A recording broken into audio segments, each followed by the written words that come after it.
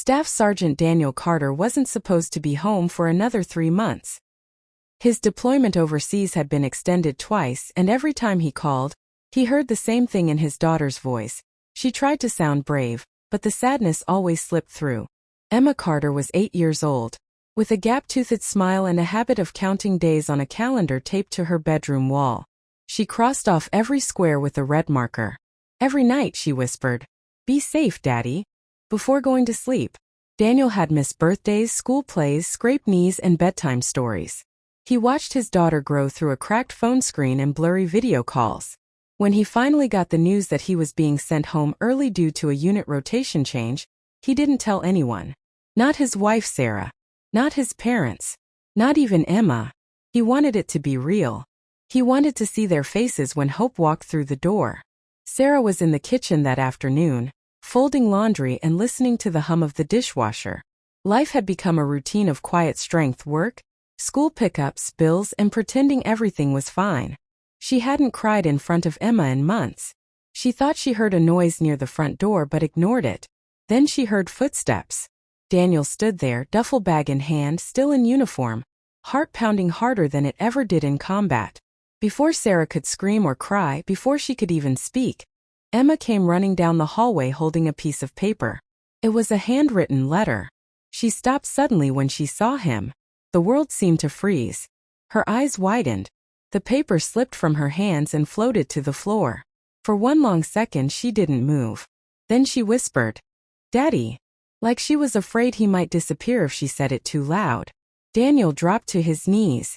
He didn't say a word. He just opened his arms. But Emma didn't run to him right away. She picked up the letter. With trembling hands she walked toward him and said, "I was going to send this to you, because I thought you weren't coming home yet." Her voice cracked. "But you can have it now." Daniel unfolded the paper. Inside were uneven letters written in crayon. "Dear Daddy, I miss you every day. Mom says you're a hero, but I just want you to be home. I keep your chair empty at dinner so you don't feel left out. I tell my friends my dad is the bravest man in the world. When I get scared at night I hug your old hoodie. Please come home soon. I promise I'll be good forever.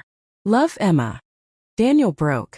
He cried the way only soldiers who have held everything inside finally cry, quietly at first, then completely. He pulled Emma into his chest and held her like he never wanted to let go again. Sarah stood behind them, hands covering her mouth, tears streaming down her face. Years of fear, loneliness, and strength collapsed into that one moment. What none of them knew was that Sarah's sister, who lived nearby, had been recording a short video earlier that day for Emma's school project, something about what family means to me. She captured everything. The door opening, Emma's frozen expression, the letter, the hug.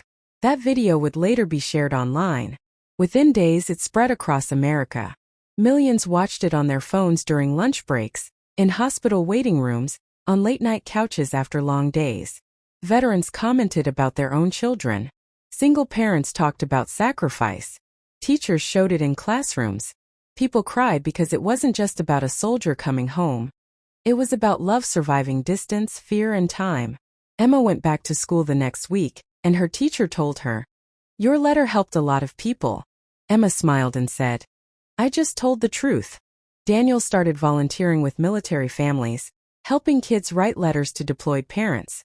He said the hardest missions weren't overseas, they were the ones at home, where children learned how to be strong too soon. And every night, Emma erased one habit she didn't need anymore. She stopped hugging the old hoodie, because now her dad was home to tuck her in himself.